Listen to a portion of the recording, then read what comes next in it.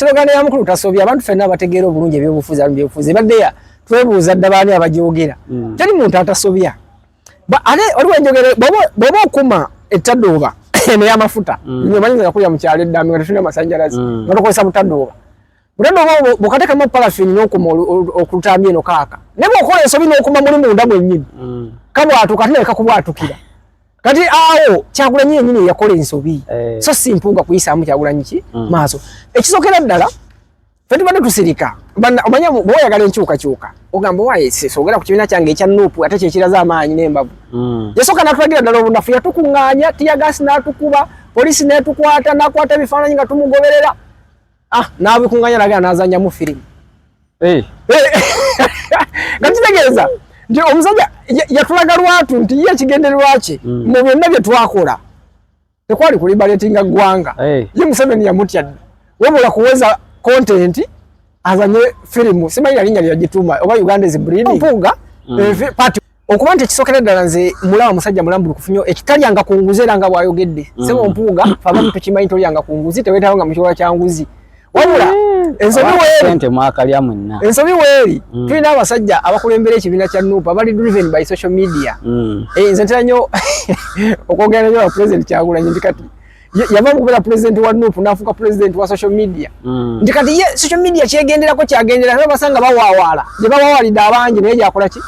nga tagoberedde baki mazima naye nga Mpuuga kyakoze kibadde kirungi nnyo tekisookera ddala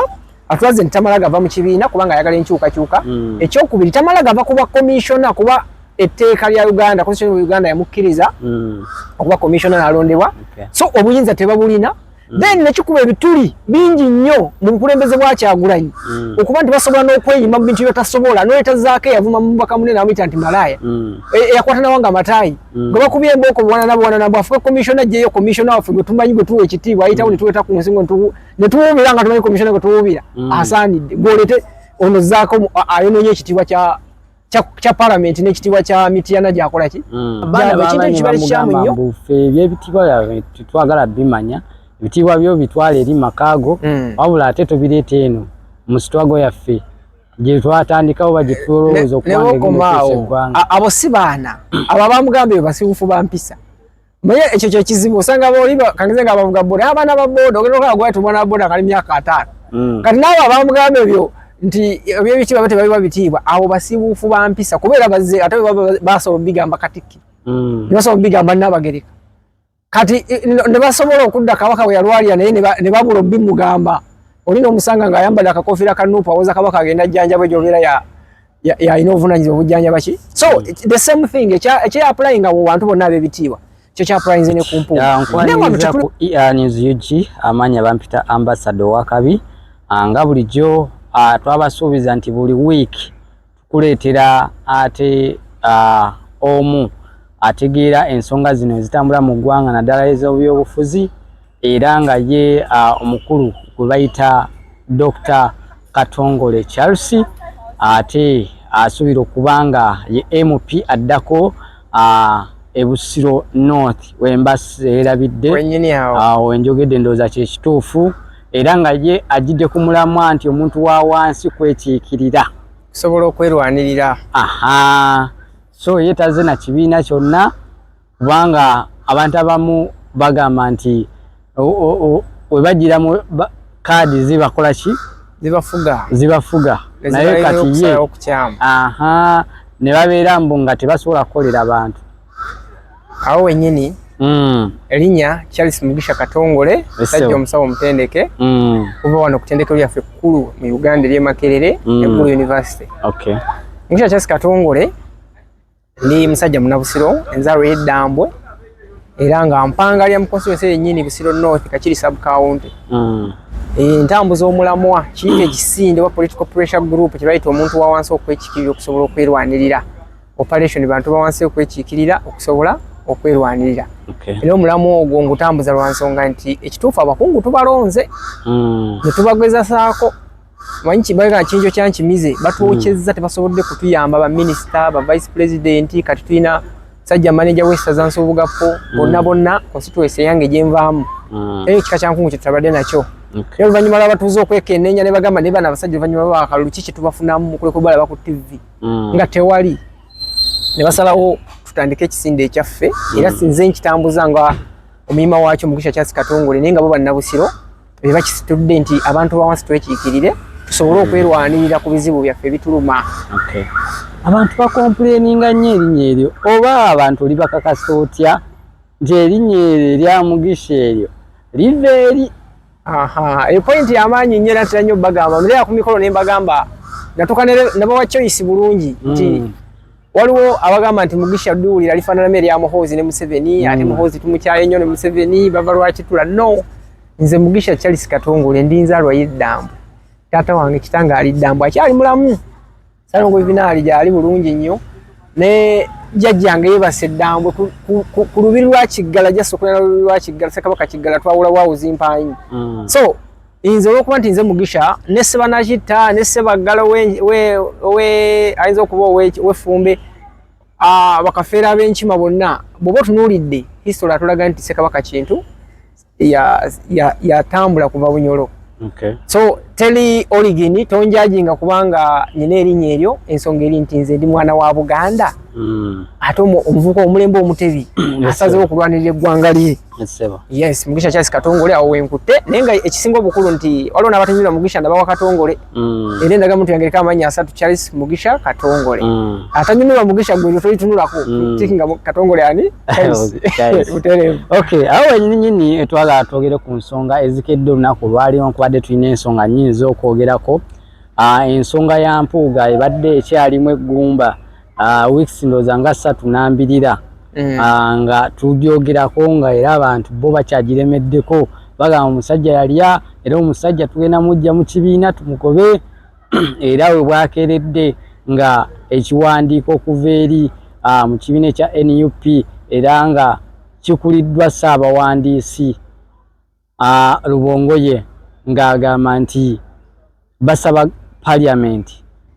ejje omukulu Mathias Mpuuga mu kifo kya commissioner. Yes, awo wenyini awo yakwogerako bwento manyi kati Mpuuga wema mwogerako mpetane ku nsigo omusajja wa kitiibwa. Alaze content, political content. Era lero mbadde ngoberera nnyo press conference gyabaddemu n'asooka gamba tajja kuva ku kibiina kya Nuupu lwa nsonga. Kino ekintu si kubeera bwezi mu Nuupu. Wabula twagala enkyukakyuka andagidde ddala gyeyo ddala konti gyembadde musuubiramu nti enkyukakyuka si ya Nuupu nga bwe tusuubira si ya Kyagulanyi. Enkyukakyuka yaffe bannayuganda abanyigiriziddwa. So kati naye ali mu banyigiriziddwa gwe toyinza kuva eri olw'okuba omanyi nnyo nnyiga essimu yo wa social media ovudde eri ku capatizo oba ovudde ludda wa gy'ovudde oli Kadamu oli bweru okuba kyeyo oteeka ebintu ku mikutu ebimugoba ave mu kibiina ng'ate naye alwanirira ki enkyukakyuka. Naffe we tuli ngeno kireta kisente operation muntu wansi kwekiikirira okusobola okwerwanirira sigamba nti mba nvuganya Nuupu wabula nange mpulira obulumi njagala nga tettafaali ku nkyukakyuka y'eggwanga. So Mpuuga okuba nti ekisokera ddala nze mulaba musajja mulambulu kufunyo ekitalyanga ku nguzi era nga bw'ayogedde sebo Mpuuga fabamu tukimanyi tolyanga ku nguzi teweetawo nga mu kikolwa kya nguzi wabula ensobi weeri tulina abasajja abakulembera ekibiina kya Nuupu abali driven by social media. Nze ntera nnyo okwogera nnyo wa President Kyagulanyi nti kati yava mu kubeera President wa Nuupu n'afuuka President wa social media nti kati ye social media kyegenderako kyagendera naye basanga bawaawaala gye bawaawaalidde abangi naye gyakola ki nga tagoberedde baki mazima. Naye nga Mpuuga kyakoze kibadde kirungi nnyo tekisookera ddala atulaze nti tamala gava mu kibiina kubanga ayagala enkyukakyuka. Ekyokubiri tamala gava kuba commissioner kuba etteeka lya Uganda constitution of Uganda yamukkiriza okuba commissioner n'alondebwa. So obuyinza tebabulina. Then nekikuba ebituli bingi nnyo mu bukulembeze bwa Kyagulanyi okuba nti basobola n'okweyima mu bintu byotasobola n'oyetazaako eyavuma mu bubaka munene amuyita nti malaaya eyakwata nawanga amatayi gwe bakubye embooko buwananabwo afuke commissioner gyeyo commissioner waffe gwe tumanyi gwe tuwa ekitiibwa ayitawo ne tuweta ku nsingo ne tuwuubira nga tumanyi commissioner gwe tuwuubira asaanidde gwolete ono zzaako ayonoonye ekitiibwa kya Parliament n'ekitiibwa kya Mityana gyakola ki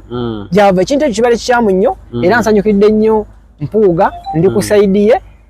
ntambula naye enkyukakyuka ffenna yaffe si ya Kyagulanyi si ya Rubongoya si ya Ssennyonyi si ya Zaake si ya social media gamblers wabula ffenna balumirirwa eggwanga bavuka mu mulembe omutebi tugyetaaga era Mpuuga kyakoze I give him a very big credit. Yes. Bagende ne bagamba ne bamubuuza ku bitiibwa musimanya ayagala nnyo ebitiibwa ow'ekitiibwa abaana baba ne bamugamba mbu ffe ebyebitiibwa byabwe tetwagala bimanya ebitiibwa byo bitwala eri makaago wabula ate tobireeta eno mu sitwago yaffe gye twatandikawo bagitulowooza okuwangaeggwanga abo si baana abo bamugamba ebyo basibufu bampisa naye ekyo kyo kizibu osanga boliba kangize nga bavuga boda abaana ba boda ogenda okagwa tumwana boda kali myaka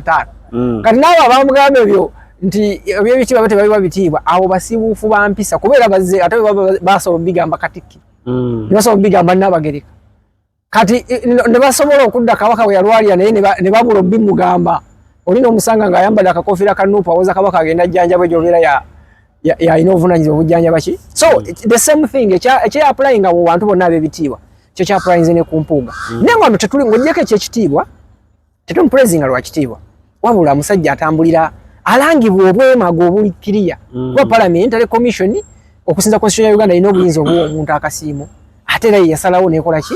nemwa milioni 5 so nga n'ekyokubiri nti milioni 5 ozizaayo mu gavumenti tekirina wekiyambira mulonzi wadde akamu so yo okuzisigaza asobola okuyamba abalonzi baba bamulonda ekyokubiri naye abatabayambye buyambi nti akangeze ng'omuyaga we gusiigula ennyumba ngewaffe ebusiro we gwatukola mayimba g'abantu ne bambuka bwaba tabayambye mu ngeri eyo ne baba azimba ebizimbe hoteri n'agizimba e Masaka era nsuubira nti abantu be bennyini baawe emirimu okukola mu hoteri eyo so teri mugaso gwa kuzaayo ssente okuggyako bano abagala okuwuddiisa abantu nga bwe nalaba ennaku zino Ssennyonyi mbwazaayo ssente ze bamu ogenda okulaba Seggirinya naye ekibuuzo kiri nti omubaka wa palamenti ogenda olaba mubaka wa palamenti muno nga mulwadde Kenya wano basi wetwalira emitwalo 5 ongamba otya nti wandiika bbaluwa ogende ku palamenti era ebekuwa ssente ziraba mubaka muno nga mulwadde kitegeeza nange Dr. Mugisha embeera ndi mu ddwaliro nga nzinyanja bakulugogo bypass Crooked Health w'embeera muganda wange n'alwala emulago nange mpandikira ekitongole mpandikira Crooked Health gye nkolera mbagambe bannengerera mukwano gwange mulwadde ali mu ddwaliro mulago bana ngabaze nkwata boda yange oba nga muruka yange nezija ne mulago so nali subide nti omuntu nga nabawuddisa tebawuddisa bamala okukaka mpuuga okuzayo ssente ne balaba bazanya kafu okumugoba kati nende ba Ssennyonyi ng'aleese oyo peregesi mbu yasabye miliyoni simane bamuwa 2 simanga ziri 12 ze baletanga nyingi ezimu nazizaayo ozizaayo ndo baddo sabazaaki ugenda olaba mulwadde munno bokola ne parliament mwe muri mu kibiina ekimwe muri mu struggle mwenna buli bakaba Kampala ogenda omulaba nga mulwadde gwe ssente nezisaba parliament kati kire nange mba kusinza atagenzeyo kubanza so musindikire 15 aziriye nga nze nzikoze gwe ezizo parliament yekoze eki kati gwe nowuddisa bano bambi ba social media gambola nze mbono wambavu nnyo tali aguzera zaayo ssente ekyo kikolwa kikyamu era abasubira okulonda nga bakosa besi seyo nti unazayo nnyo ssente mu gavumenti muli bajega nnyo nze nkyogedde tosobola kubanga osubira okulonda omuntu naye nga gwe ssuubiryo akwate ssente zonna zaafunye azizze mu ki mu gavumenti gy'obeera baabalonzi amazzi balina ebisaawe by'emipiira byonna bisaawe emipiira balina tebalina kintu kyonna kyebeetaaga mu ki mubaka waabwe poza ekisinza okunnumamu mu ekyo nti abantu abawoza tuzaayo ssente balina engeri gye boonoonya abalonzi baffe nze mbeera mu balonzi abalonzi batusaleva egamba nti bwetwatulonda tulondewo NRM yaba ne ssente so nga ategeera NRM bagikooye kati bateekako omuntu endowooza nti yewe tunaona opposition bwana tumusindika agenda atusakire nganze Dr. Mugisha bannabusobola okunsindika ngende mbasakire ssente mbakolera ebintu kitegeeza nti bwe banalonda nga ndi opposition njatuka mu gavumenti ate nga mbete mumpa ku ssente zammwe wa gavumenti sikola ki sizaagala ezo nguzi kati abantu bange sigenda bayamba kati abantu babawuddisa mu ngeri eyo so nga abantu bali badde balonda kyenkanyi kuba iyo gavumenti oba ekola ebintu byayo tekola kubanga oba oliwo opposition oba oli wa NUP ali mu kitundu kyabwe ye ekola kubanga eddiza omusolo obudde bwe bwabutuuse obw'okukola so saagala abantu balonzi baffe bawuddisibwe bannabyabufuzi be tulina nga bakulirwa Kyagulanyi abagamba abantu nti omubaka wa palamenti okuba omulungi alina okukwata ssente ezimuweereddwa zajje oba kasiimo bazimweddwa mu ngeri ki nazidiza gavumenti baba bantu babamulonda ne bayayuya awo wenyini abamu era abali mu struggle bavudde ne bagamba nti mpuuga yayisizaamu amaaso president Bobi Wine okubanga nti yavudde n'agamba nti yenze omu yekka yavaayo nenyamu Bobi Wine abasinga bonna babadde bamutya nga tebagala mwogerako bikyamu era yakyagenda mu maaso n'okola ekintu ekyo kyabadde akola zirongazi nti kyakola kyekituufu kati ensirogano ya mukulu tasobya abantu ffenna bategeera obulungi ebyobufuzi ebaddeya twebuuza dda baani abajogera teri muntu atasobya ate oliwo enjogere bw'oba okuma ettadooba n'ey'amafuta nyomanyiza kulya mu kyalo eddambi nga tetulina masanjalazi nga tukozesa butadooba bw'okateekamu parafini n'okuma okutambya eno kaaka ne bw'okola ensobi n'okuma muli munda mwennyini kabwatuka ate naleka kubwatukira kati awo Kyagulanyi yennyini yakola ensobi so si Mpuuga kuyisaamu Kyagulanyi ki maaso ekisookera ddala ffe tubadde tusirika omanya bw'oyagala enkyukakyuka ogamba waaye soogera ku kibiina kyange ekya Nuupu ate kyekiraze amaanyi n'embavu yasooka n'atulagira ddala obunafu yatukuŋŋaanya tiyagaasi n'atukuba poliisi n'etukwata n'akwata ebifaananyi nga tumugoberera n'abikuŋŋaanya n'agenda n'azannyamu firimu nga kitegeeza nti omusajja yatulaga lwatu nti ye ekigendererwa kye mu byonna bye twakola tekwali kulibaletinga ggwanga ye Museveni yamutya dda wabula kuweza content azanye firimu simanyi linnya lyagituuma oba Uganda is breeding part 1 kati tugenda kudda mu 26 tutandike part 2 akaluka tuse firimu ya elimu saawa 14 twalabako saawa emu kati manya ebifaananyi ebinajja ebiddako yakulaba nga n'ekikyo kiyinza okubaamu oba wali mu struggle kitegeeza omusajja yatufulaba firimu actor nga tetweyagalidde without without consent nga ffe tumanyi mbwa tulwanira otununula eggwanga kumbe omusajja anoonya content wakola ki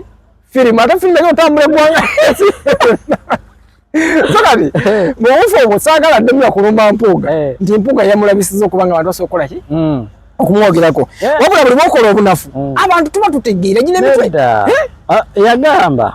ate gwe kyogamba nti Museveni yamutya si weekito bwe kiri yagamba nti ekyo kiyakoze yayongedde okulaga nti Museveni amulabisiza nnyo ate n'ekyokubiri nti eyo firimu baamuyita ab'ebitongole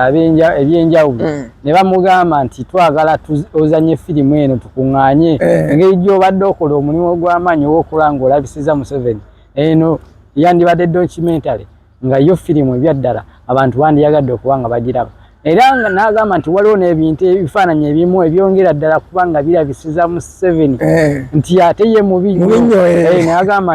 ne bagamba nti kababireke bwe bambala omuwa advice eyo nasaba batukuŋŋaanye did he pick our consent omanyi nze ndi musajja musawo wajja confidentiality nze nyinza okuba nali mu struggle obulungi Uganda ng'entamye nga mu budde obwo nakota nejinja n'enkuba omusirikale kati gwe ate saba amawulire bankwate kuba action nga agitaddewo negwo ntadde mu firimu ate ekisinga okunnuma linnya matule mu firimu lyakulibaletinga ggwanga Museveni yali musajja gwensinga okuwerako example kuba gwe mmanyi ndi Munnayuganda yawamba yagenda mu lutalo n'alwana n'emmundu 27 mu lutalo olwo yagendamu nga akalusi gwe bakabye gwe bakabba yali semwogerera naye tosobola kifaananyi kye n'ekimu ng'ali ku showbiz present agamba Mpuuga yamulabisizza okuba nga bamuddamu bukyanga omwaka guno gutandika tuli myezi egi ayinza okuba alinnyenyonyi emirundi nga 7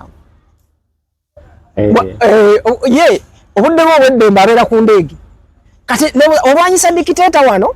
n'otusibya n'otusane mako kyamala n'ebbalamu yatuse kukola comment nti yagenda okujja abaana ba Nuupu makomera anti kakati ekimutwala olwanyisa dikiteeta wano ate gwe osiiba ku nnyonyi n'otukane level okumanya ennyonyi yamwonoona era nze nagamba okuddamu okusiima emabega wa Nuupu nga tumaze olonda pulezidenti omupya kuba ekyo kisuubira kijja Mpuuga atuyambye tavudde mu Nuupu sawa yonna kijja oyagala abeere ne bwagaba Mpuuga bateekewo enkola tulonde pulezidenti mu Nuupu nekyagulanyi nga memba nga ne candidate Bobi Wine kimwakamu ate mwagala kala wangula ekyokubiri awo nja mmanya nti idea zange ki nafuna naye nja kuba tagaanibwa kubeera ki kuba pulezidenti naye avuganye naye ffe tufunye essuubi abadde balowooza nti Nuupu enafuye enkyukakyuka entebe mu ntebe eganye tufunye essuubi nti Mpuuga okuva lwali nti agambye tasobola kuvaamu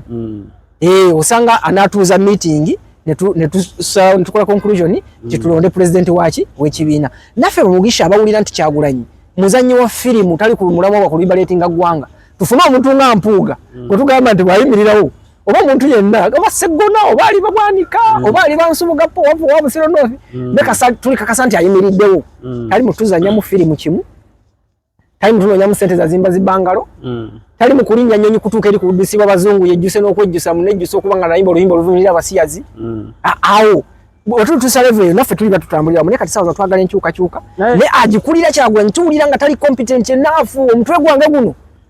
mpulira nga tekusana kulemberwa omuntu agamba nti tugenda mu struggle nasiba ku nnyonyi na bwaba avuddeyo najja n'abakunganya ne byakunganya munazanya mu firimu ne anti ekimutwala ebweru asala plani endale ali mu kusala ntotto eri n'abakulu imbu okubanga nti ante ebyo bimwogeredde kati gwe ne social media mumwogerera buli kimu bweyagamba mambo yejjusa okubanga yayimba oluyimba olunira abasiyazi bwe twabyogerako n'omuganda waffe Uganda nga twagala homosexuality free state bagamba yali ayogera kubanga ye mulwanirizi wa ddembe Museveni engeri yamusi w'abantu yo ni mulwanirizi wa ddembe yeetaaga alwanirira eri abantu ba bulijjo n'eri abasiyazi ne bamuwolereze mu ngeri eyo tugamba mumuwolereze nefe abamu emitwe gyaffe gyesalirawo gyogera amazima tegiriko mukulu tasobya omukulu asobezza nnyo tusaana akkiriza era bamene nakkiriza nze nuupu ne shares nja ziteeka mu ne sente nja ziteeka nti tulonde president ow'ekibiina ya stepping out aberenga omuwa magezi aberenga folonde tugambe ekibiina kya nuupu kyatandikibwa Kyagulanyi nesawa mu president wakyo yehona lebo Mpuuga yehona lebo Seggona yehona lebo medali Seggona olebo Sebugapo awo nze kati estate wenkola ki wendi olao mukulembeze aliko sawa zino president Museveni esire tanalituukako ku myaka 4 gwe bagamba nti atukulembedde ando li dictator ate yajana mundu ono kutaka wenjawulo ekyo nkuzemu mbangu sala tuwewo ani akati bino byo bya sanja nga bibiri at least oli dictator yajana ki namundu dictator muyekera kati so sagala ate ne Kyagulanya kwate kubeeryo yetu mukubeka akalulu tulonde president agende tubezaawo so sigamba nti ye bawulyanga abagala basobola okwogera oluyayeyaye